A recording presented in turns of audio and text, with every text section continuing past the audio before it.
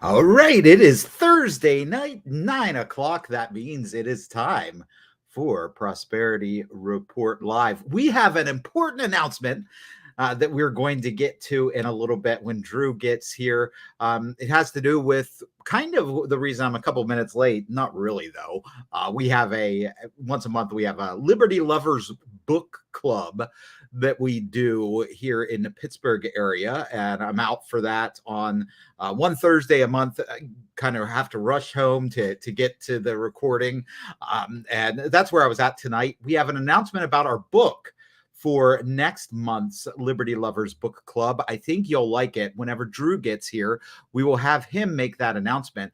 But today, I wanted to kind of highlight the debate and what happened at the debate this week between Kamala Harris and Donald J. Trump. So, my overall impression of the debate is that Kamala Harris won this debate. And I think that Kamala Harris won almost from the coin toss. Technically, Donald Trump won the coin toss, and Donald Trump, in what is the common move if you win the coin toss in the debate, normally you defer because you want to get the last word in. So that is exactly what Donald Trump did. But what Donald Trump may have forgotten is that he is going against a prosecutor, and prosecutors are attorneys who are used to going first. So Kamala Harris, that is her game going first. And on top of that, Donald Trump is somebody who is easily baited. If you talk about Donald Trump as a person, he will fall into that trap. So Kamala Harris was in a great position to be able to bait Donald Trump into some of the positions that he came into. So we're going to go through the debate. I've got several clips. I watched the debate like 3.5 times to get these clips ready for you. Many of you probably did the wise thing and didn't watch it at all. So I took a bullet for you, the viewer, today by watching it many times to get these clips ready for you. So let's get into it. Let's get into the debate. Hopefully my sound works on the debate. I did not test this out. So if the sound doesn't work, I don't know what we're going to do. We'll have to switch gears. But let's go ahead and share my.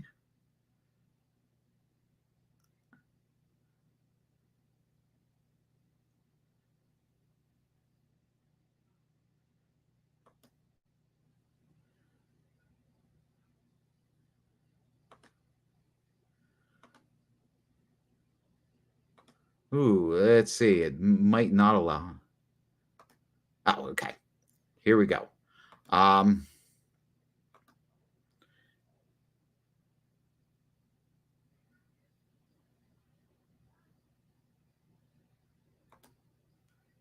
right. So we've got this. We're going to start here at clip one. This is right towards the beginning of the debate, basically the opening statements. They didn't have a general opening statement for the candidates. They did ask them a question, but they took it as a moment of opening statements. So let's go ahead and listen to Kamala Harris here. Cost of housing is too expensive for far too many people. I got it on I've got it on 1.75 speed. That's how I like to listen to these. Let me change that to normal.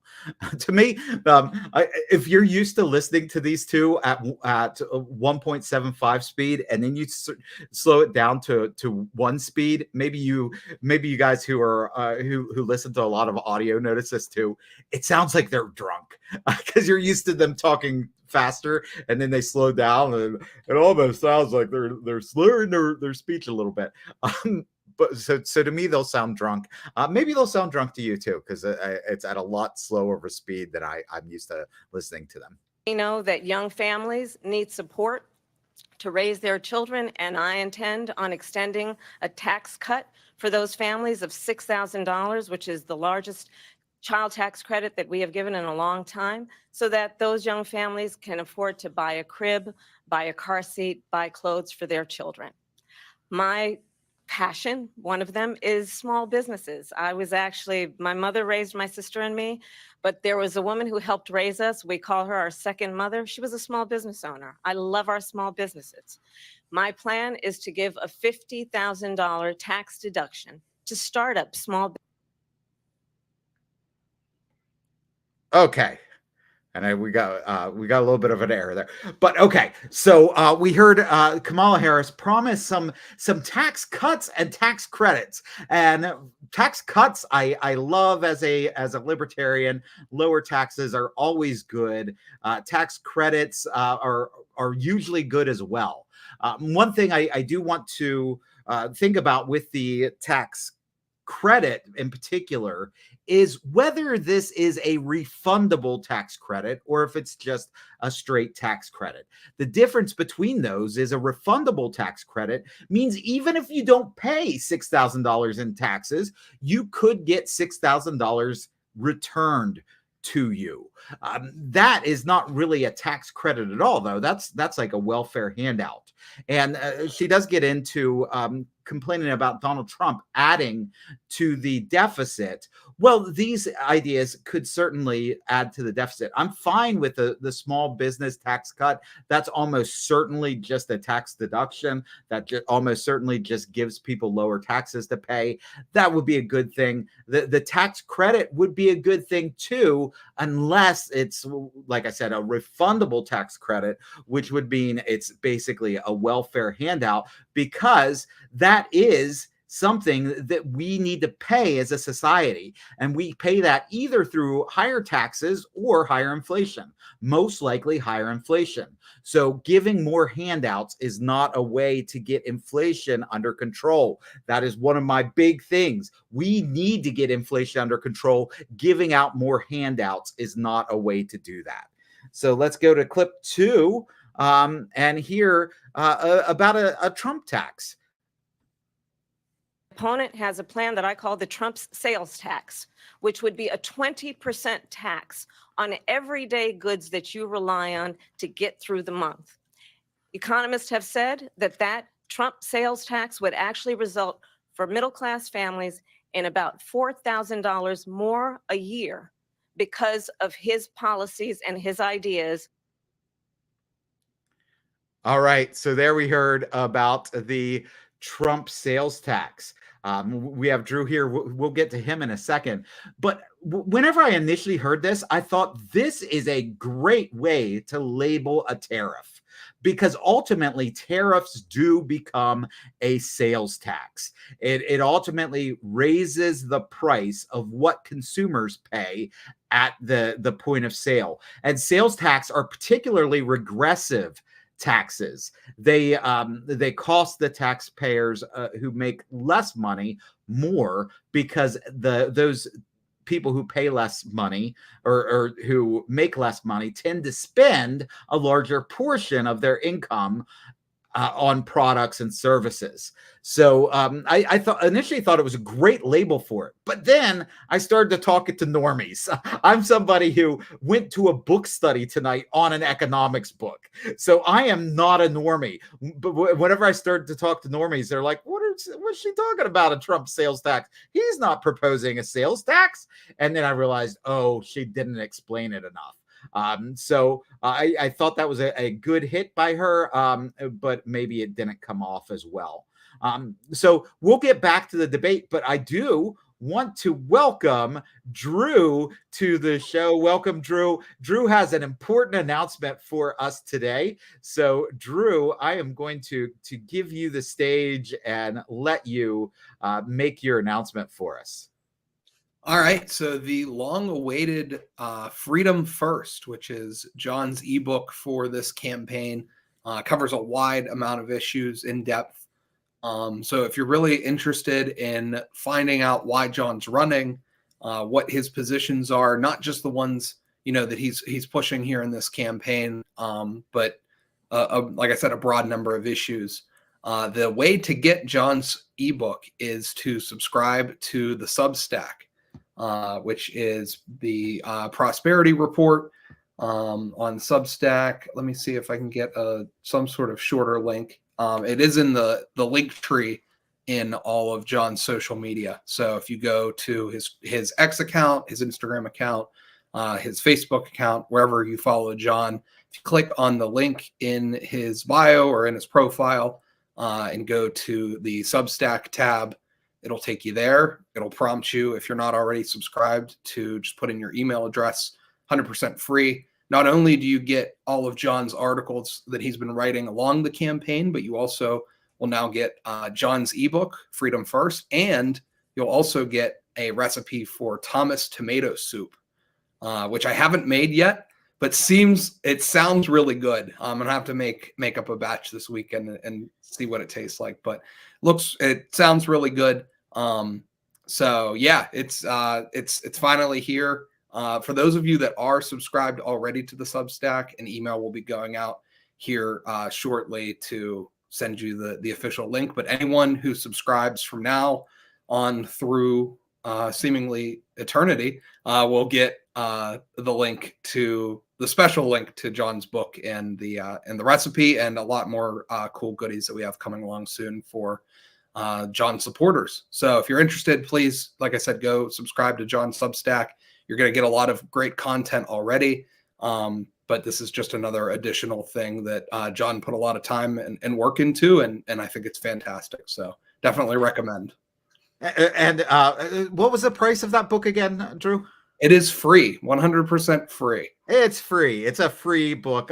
We just want to get these ideas out there. Remember, that is the main reason I am running, is to get those libertarian ideas out there. So what better way of doing that than having a free book available to the public?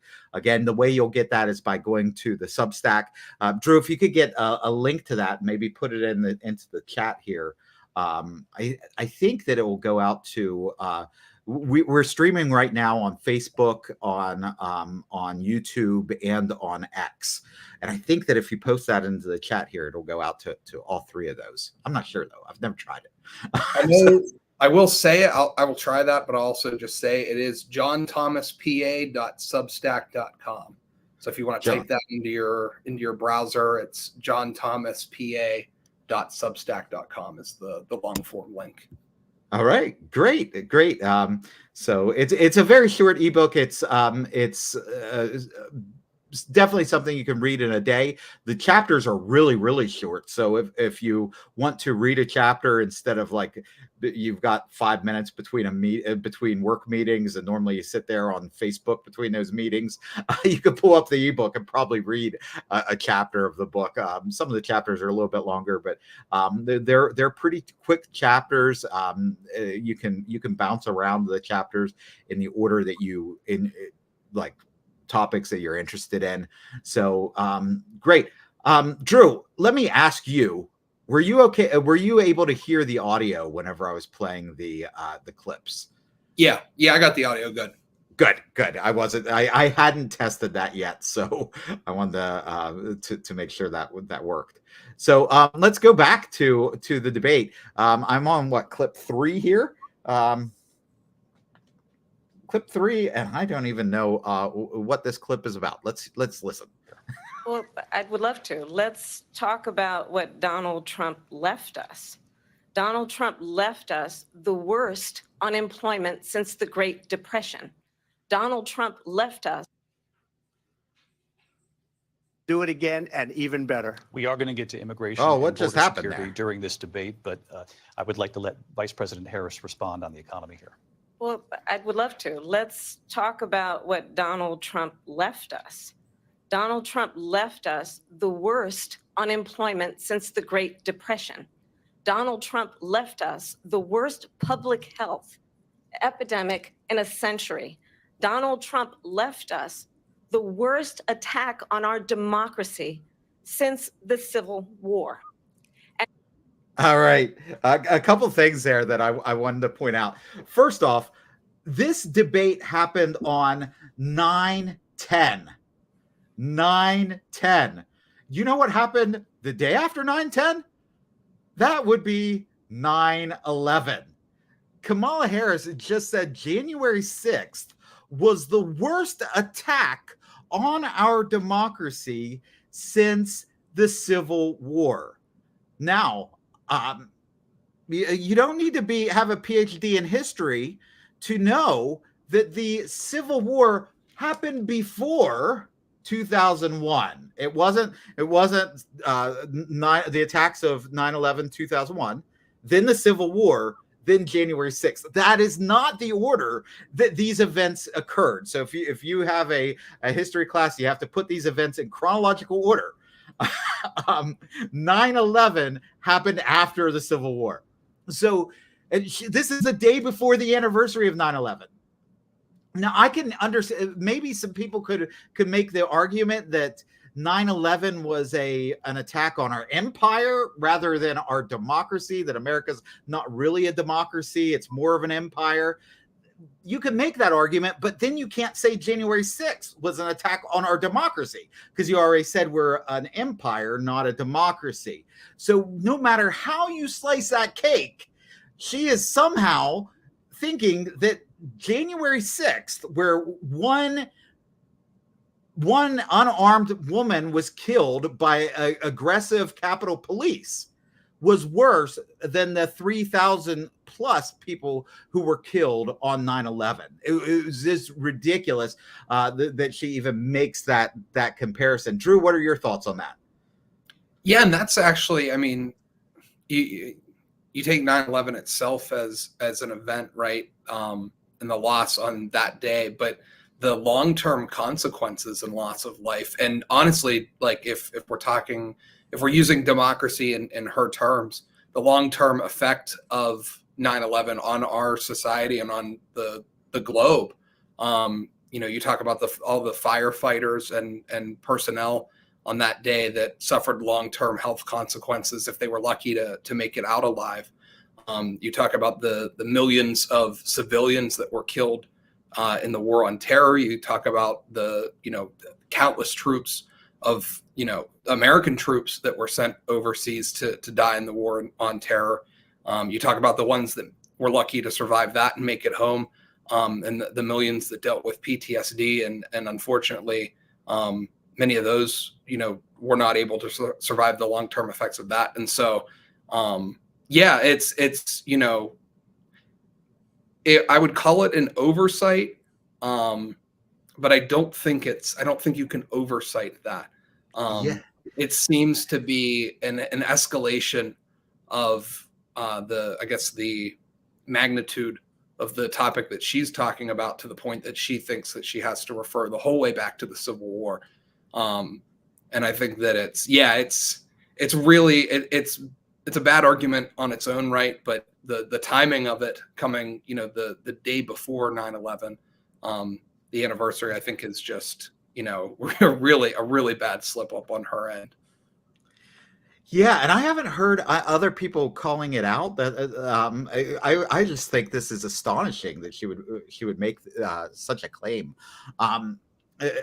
Even if you eliminate 9/11, though, there were other attacks. Like there were bombings inside the Capitol building in the 80s. This stuff happens. It's not like this is the only. During Trump's inauguration in 2017, the cars were set on fire. Like in Washington D.C., there were riots that happened. It's not like this is a huge outlying event.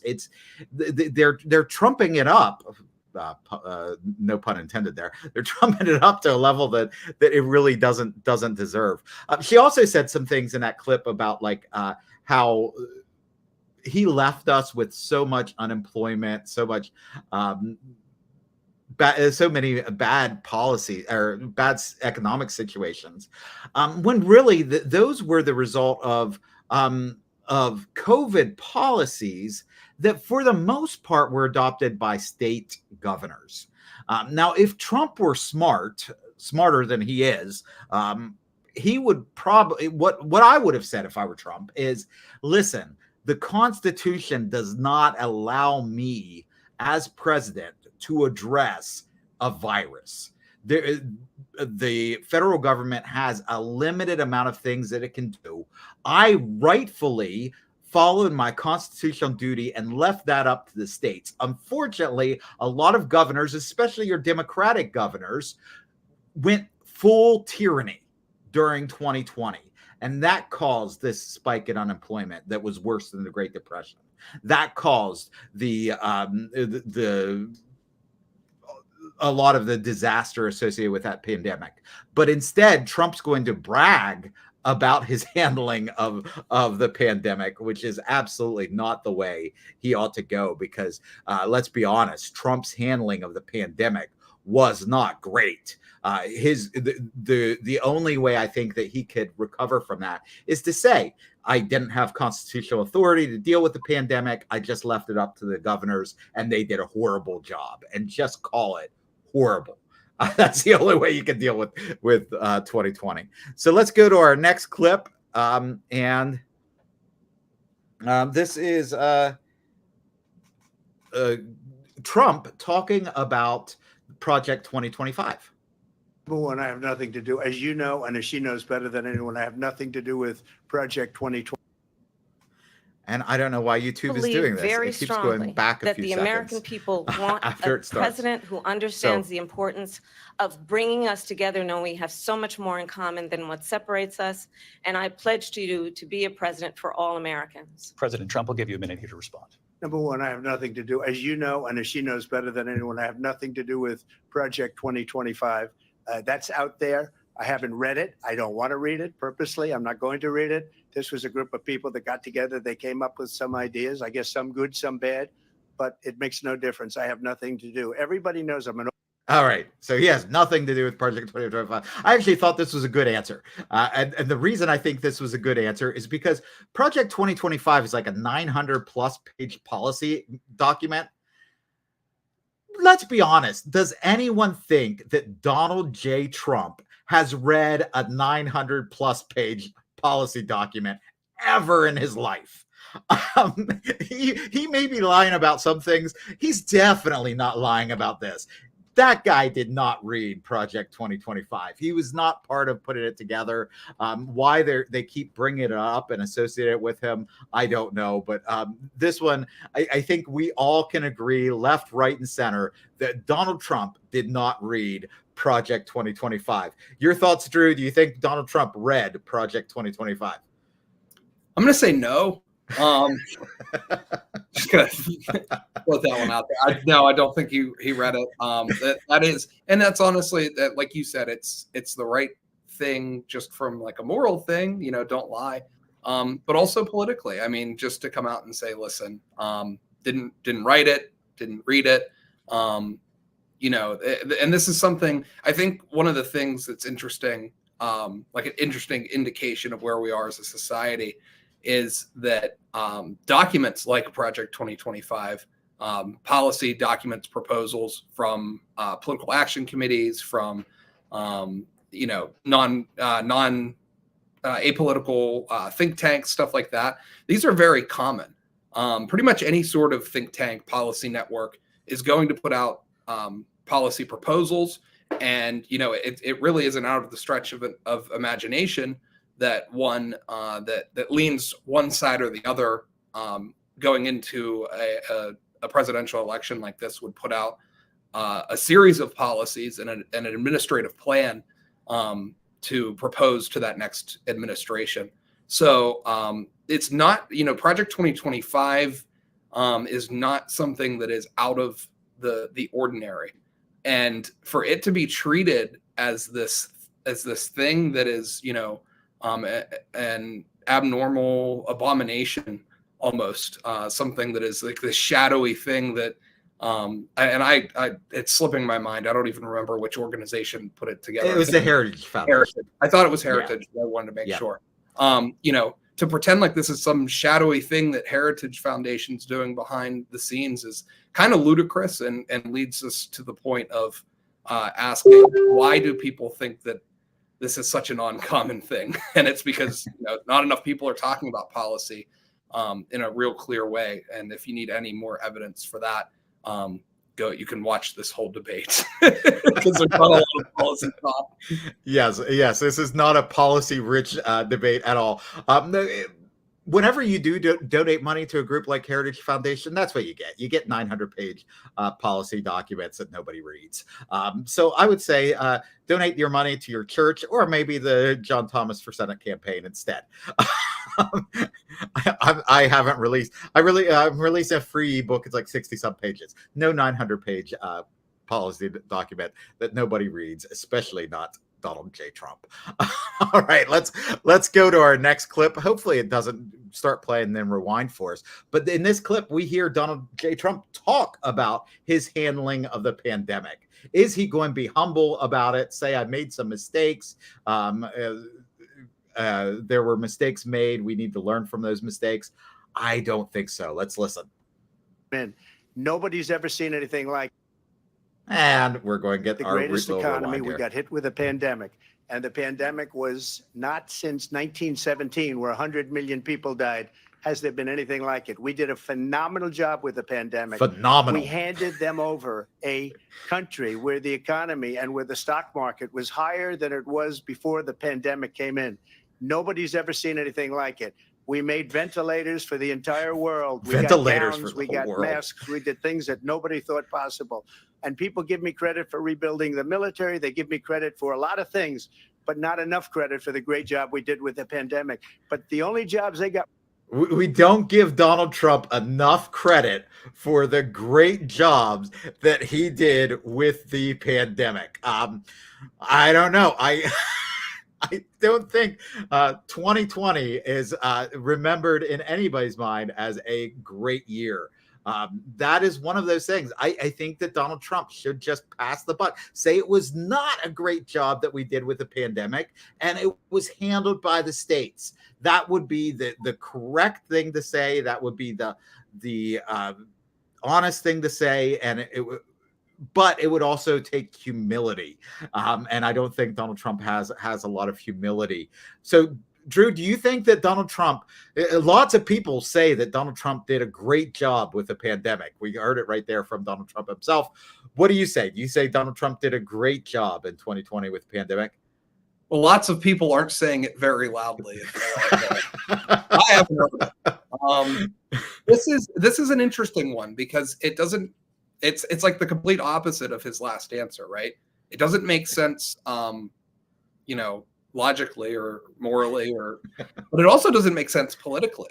By claiming his response to the COVID-19 pandemic as a victory, what is that doing for him? It's not winning him independence. It's not strengthening his base at all.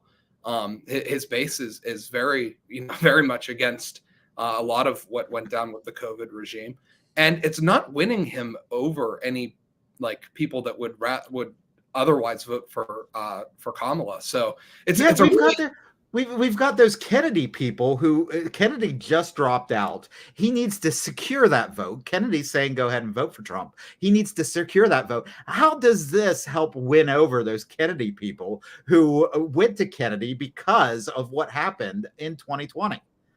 Yeah, it doesn't. And that's what kind of perplexes me. I think this is one where you chalk it up to this is Trump freestyling. This is Trump off the top of his head. Doing things which I guess if you're the Republican Party, you kind of live and die by, because obviously that has produced a lot of the moments that has unified and solidified his base. It also produces moments like this where everyone is kind of either looks away or if it's brought up in an online discussion, there's a lot of mental gymnastics and excuse making that happens. So yeah, I think it's just, this is one of those things that happens with Trump, is that he'll freestyle things and take credit and not read the room, I guess. Yeah. You asked what it does for Donald Trump, and I think it strokes his ego, and that is that is what Donald Trump is really out there to do for the most part. So all right, we'll go to our next clip, which is Kamala Harris bragging about Goldman Sachs. And the best economists in our country, if not the world, have reviewed our relative plans for the future of America. What Goldman Sachs has said is that Donald Trump's plan would make the economy worse. Mine would strengthen the economy. So Goldman Sachs are the big Kamala Trump supporters this year. I was just talking to at that book club I was mentioning earlier. I was talking about a economist that I was listening to. The great Bob Murphy was talking about how he, as an economist, he'll go to like dinner parties and people will say, well, what do you do for a living? And he says, I'm a professional economist. I have my PhD from here. I have my undergrad. And people will start to say to him, well, I think that here's what we should do with the economy. And he was almost lamenting the fact that brain surgeons don't have to deal with this. Like nobody goes to a dinner party and somebody says, I'm a brain surgeon. You said, well, here's what I think you ought to do with the prefrontal cortex next time you're in somebody's brain. Like nobody says that. But with economists, people do say, well, here's what I think we need to do with the economy. And it sounded like he was lamenting it. But then he did a 180 and said, but there's justification for that because professional economists are so often wrong. Like if brain surgeons made the mistakes that professional economists do, then people probably would be saying, here's what you need to do next time you're dealing with a prefrontal cortex. So she's bragging about these economists, particularly economists at Goldman Sachs. These are not people you want to be trusting. These are people who are in it for the deep state. And Kamala Harris is going all in on being, I am the deep state establishment candidate. The big corporations are for me. The big military people are for me. All of the big banks are for me. I am your establishment candidate. And that's what she's going for. And it seems to be working. Like a lot of people seem to be okay with her being the big establishment candidate. Drew, any thoughts on that one? I'd love to, if we could somehow invent time travel, I'd love to take clips from this debate back to somebody in like 2010, 2011, like a normal, middle of the road, casual Democrat, and show them and be like, this candidate who's appealing to Goldman Sachs, the Cheneys, some of the appeals to authority that she made in this debate, I think would mortify a 2000. Yeah, go back to Occupy Wall Street and walk around with Occupy Wall Street people and say, this will be your candidate. You will vote for this person in 10 years because the big corporate media establishment is going to tell you that you ought to vote for this person. It's astonishing. All right, so where are we at? We're at this 14-minute clip. All right. Hey, Drew, do you remember when connecting COVID to China was racist? Yes, I do remember that. Even though I haven't, that was they tried to get rid of that. Like they tried to erase that from the internet. But let's see if it still is.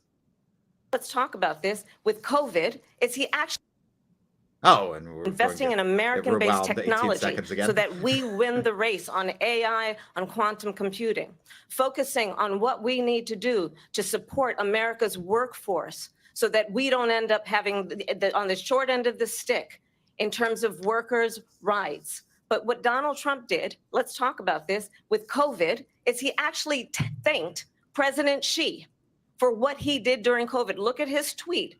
Thank you, President Xi, ! When we know that Xi was responsible for lacking and not giving us transparency about the origins of COVID. The president of China is responsible for not giving us information and particularly about the origin of COVID. That was the epitome of racism in 2020. And now Kamala Harris is like, oh yeah, that's what we're saying now. Truly astonishing that we've come full circle there. We should take this clip and show it to a Democrat in 2020. Yes. You don't even have to go back that far. Yeah, that's pretty astonishing. But yeah, this is I think the fact of this race. There was something in that response, I think, when it skipped back towards the beginning, that kind of triggered something. And I don't know if you've covered this yet, but I know a lot of people people that care about policy, as we were talking about, are lamenting the fact that there really wasn't much deep policy discussion. And the response from the Harris supporters is that, she brought up all of these different things that she wants to do. And that is something that I did notice about this debate, is that she, if you just made a checklist of the things that each candidate said that they wanted to do, her list is probably a lot bigger. I think yes, her list is longer than Trump's. Yes, she hit a lot more. She hit a lot more different areas than Trump did. But no one went beyond the surface level. And when we're talking about discussing policy, saying you want to do something is not a plan. And Trump did this several times too. So I don't want it to be. But speaking particularly to the Harris people who are claiming that her long list of things that she wants to do are her plan, that's not a plan. And it's something. And she's president. She's vice president now, and the president is I don't know, comatose. I don't know where the president is. Well, he jumped ship. He's on the other side now. I don't know if you saw the picture of him putting on the Trump 2024 hat. I did not. Yeah, that one was pretty interesting. The full clip, basically, he was at, I believe Biden and Harris and Trump both visited the same place, and it was a majority of Trump supporters. I actually think it might have been in Pennsylvania. But basically Biden had a presidential seal hat, and he was talking to this older gentleman, and they were kind of exchanging jabs because he was a Trump supporter and he called Biden old, and Biden was like, yeah, you would know something about that. And then he was like, they basically did like a hat trade. I don't know. I've seen claims that it was, an attempt to show some unity. I don't know if it was that or if Biden was just kind of chumming it up on camera with someone, but they exchanged hats, and the crowd was like trying to get him to put it on. Now, he didn't fully put the hat on, but he had another hat on. And he took the Trump 2024 hat and just kind of put it over top of the one on his head. And it got like a huge crowd pop. So, all right. Dick Cheney's voted for Kamala Harris, and Joe Biden's going with Donald Trump.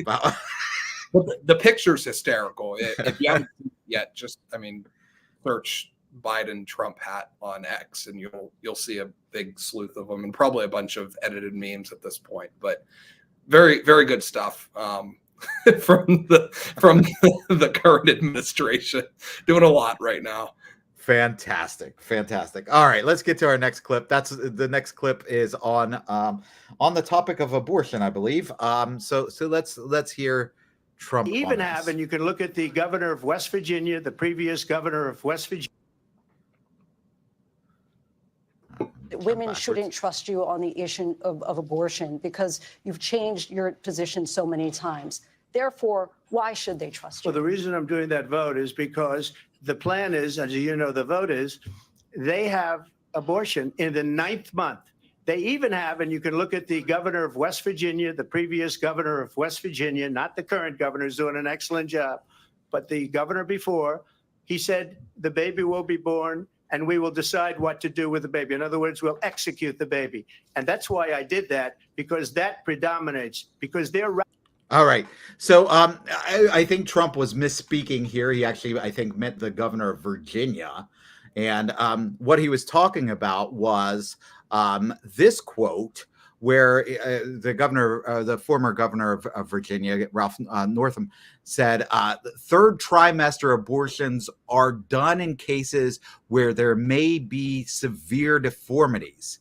There may be a fetus that's non-viable. So in this particular example, if a mother is in labor, I can tell you exactly what happens.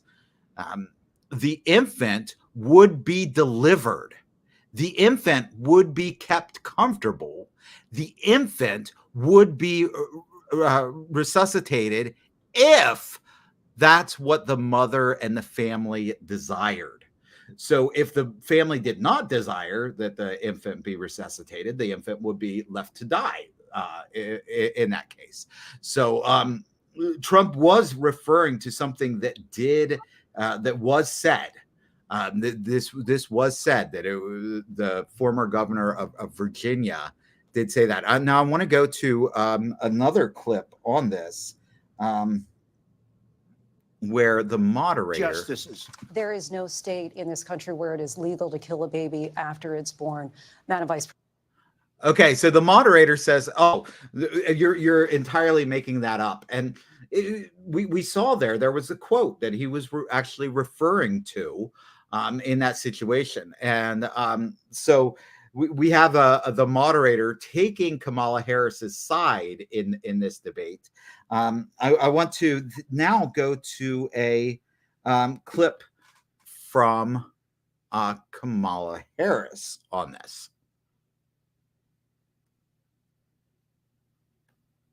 Talk about this is what people wanted. Pregnant women who want to carry a pregnancy to term, suffering from. People would have thought. But each individual state is voting. It's the vote of the people now. It's not tied up in the federal government. Again, if you're listening, I did a it just great did that service in jump doing back it. It took 18 courage to seconds. do I it. don't know why And it's the doing that. Supreme Court had great courage in doing it. And I give tremendous credit to those 6 justices. There is no state in this country where it is legal to kill a baby after it's born. Madam Vice President, I want to get your response to President Trump. Well, as I said, you're going to hear a bunch of lies, and that's not actually a surprising fact. Let's understand how we got here. Donald Trump hand-selected 3 members of the United States Supreme Court with the intention that they would undo the protections of Roe v. Wade. And they did exactly as he intended. And now in over 20 states, there are Trump abortion bans, which make it criminal for a doctor or nurse to provide health care. In one state, it provides prison for life. Trump abortion bans that make no exception even for rape and incest, which understand what that means. A survivor of a crime of violation to their body does not have the right to make a decision about what happens to their body next. That is immoral. And one does not have to abandon their faith or deeply held beliefs to agree. The government, and Donald Trump certainly, should not be telling a woman what to do with her body. I have talked with women around our country. You want to talk about this is what people wanted? Pregnant women who want to carry a pregnancy to term, suffering from a miscarriage, being denied care in an emergency room because the healthcare providers are afraid they might go to jail, and she's bleeding out. All right, so that's what I wanted to pause at, was that she's saying that healthcare providers are afraid they'll go to jail for treating a miscarriage. Now, there is not a state, to use the moderator's terminology before, there's not a state where it is illegal to have a miscarriage or to treat somebody who's going through a miscarriage. That is legal in every state. It was legal whenever abortion was outlawed in every state. So she's just making up a scenario that doesn't exist anywhere. And the reason I wanted to bring this up is because we certainly will hear a moderator correct her on this, right? Because we just heard a moderator correct Trump whenever Trump was bringing something up. We'll hear a moderator correct her on this and say there's not a state where this is happening, right? Should we play and see if a moderator does come in and correct her? Of course not. No, the moderators are not going to correct her on this. And this is why moderators should not be really fact-checking live. That is up to the candidates in the debate. If the candidate should say, hey, viewers have access to Google. So Donald Trump could say, no, you're wrong. Go ahead and Google what the former governor of Virginia said, and then it could be fact checked this way. Donald Trump could Google where it's illegal to have a miscarriage. but the moderators should just stay out of the whole fact-checking business during the debate. Drew, we did a full episode on abortion last week. I don't want to dwell too much on this, but any thoughts on this? I think this is another good example of an overarching takeaway that I had from the debate, where I think that, not that this is a good thing in general, but purely speaking from like a political standpoint, I think this is one of Kamala's biggest strong suits, right? Being able to speak in this type of situation, being on stage in a debate. There was something interesting that she did with her language at the beginning of her response, where she said Donald Trump handpicked Supreme Court justices, which is what every single president does. if she is elected and she, and open seat comes to her, she will handpick her selection. Now, obviously, it has to be confirmed. Those justices were confirmed. But so something that a president definitely has control over constitutionally, Yes, is bad. Though, especially the way she said it. Donald Trump handpicked, like she emphasized it. And then a few seconds later, when talking about states with abortion bans, she's calling them Trump abortion bans, which is something that not only if Trump were president at the time, he wouldn't have the authority to do constitutionally. He also wasn't president at the time. right? And so, to say that not only did he write these, to attribute the laws that were written by other people, that were passed by other state legislatures, is very interesting. It's like I said, it's inaccurate, but the way that she says things and the way that she communicates those things, no doubt in my mind, many people watching that were in full agreement and were probably moved in a certain emotional way by the way that she delivered that. So I think that that's one of the things, if you're looking for big picture takeaways from the debate, that I think that she performed a lot better than a lot of people expected. Yes. And I think mainly because of her background. I mean, as a prosecutor, and as someone who has basically lived in the public sphere for most of her adult life, that's something that I'm sure she's gotten used to. And yeah, it was interesting to see. And I think, unfortunately, it's leading people in a way, a lot like the moderators fact checking. There's a certain, I think you may have posted this earlier, but fact checkers, when they are fact checking live, not only if you get something incorrect, do people take your word for it, but when you're not fact checking something that is wrong, then they assume it's true. Yes, exactly. Yes. And so I'm sure that happened a lot. And I'm sure that, the way that Kamala framed some of her answers, that people got takeaways from it that she didn't say necessarily, but the implications of the way she was saying things, I think, led people to some conclusions. Right. And you weren't here at the beginning of the episode, but I did point out that I think one of Trump's mistakes was he won the coin toss and let her go first, which normally is what you do in the debate. But if you're debating a prosecutor, you don't want the prosecutor to go first, because prosecutors, that's what they're trained to do. They're trained to go first, lay out their case, and then leave you literally on the defensive. That's, you have the prosecutor and the defense. So the person on the defensive is that person who goes second. It makes sense in most debates to want to go last, but whenever you're going against a prosecutor, let that prosecutor go second. All right. So we got a couple chats in the chat box. Ben on X says, the Tea Party will vote for someone who will increase the national debt by $7 trillion in 4 years. Yeah, so we were talking about the Democrats voting for somebody who is in the pocket of Goldman Sachs, but yes, we have Republicans who during the Tea Party were like all about the deficits out of control, and now they're voting for Donald Trump, who absolutely has exploded the deficit. We have Joe saying president is commander in chief of the armed services.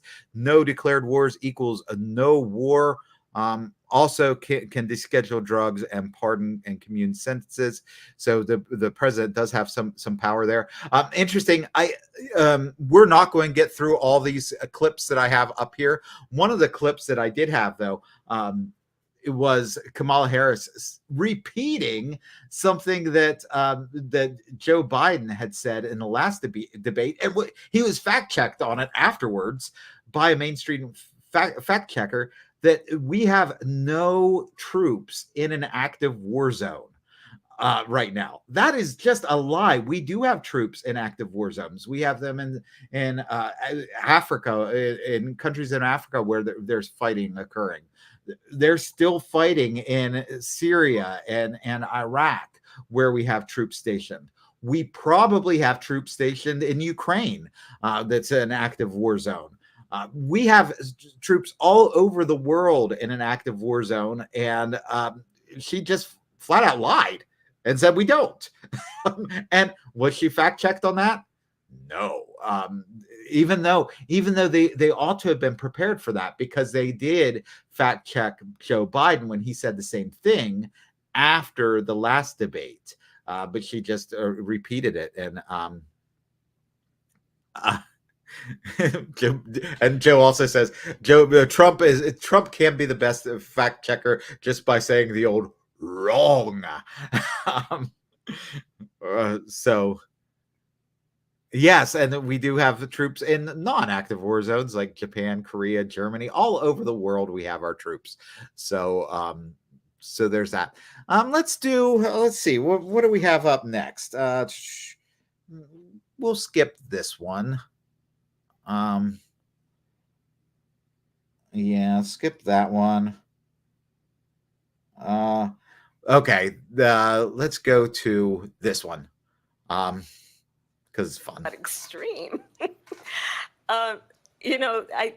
This is, I think, one of the reasons why. Oh, and it goes. And maybe that's a good Yeah. thing to say for a city manager. I'm not taking this from But the television. people who are I'm taking it from television- this. People who are I'm taking it from television. this. I think one of the reasons why in this election, I actually have the endorsement of 200 Republicans who have formerly worked with President Bush, Mitt Romney, and John McCain, including the endorsement of former Vice President Dick Cheney and Congress member Liz Cheney. All right. So Vladimir Putin endorsed Kamala Harris. She didn't bring him up. I wonder why not, because she did bring up Dick Cheney endorsing her. Like this is one of those things, like you can't control who endorses you. Like I remember back in the day when David Duke would endorse people, and for those of you who are younger, he was like the Grand Wizard of the KKK and ran for. Yes, Joe, she is bragging about those endorsements.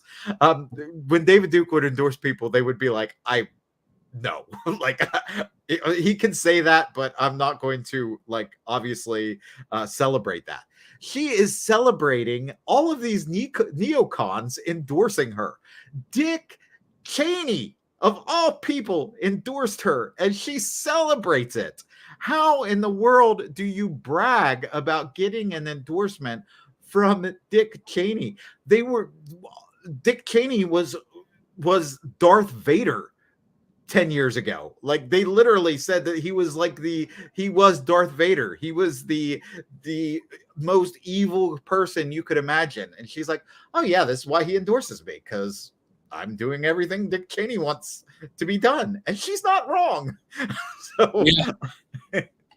It's incredible. And I think you mentioned it earlier, but I just wanted to get, because it's one thing for Dick Cheney to endorse her. It's another thing for her to celebrate it. I will say too that I think that this answer has some implications for your race, John.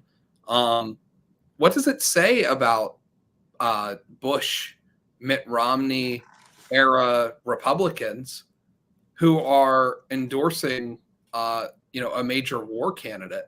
A lot of those people are Dave McCormick's counterparts. They were Dave McCormick's peers in this administration. And Dave McCormick is the insider candidate. So this race is really not a Republican and Democrat race. People are starting to view it as an establishment, non-establishment race. And so your establishment types, like your Dick Cheneys, like your Mitt Romneys, they're going with Kamala Harris because she is viewed as the establishment candidate.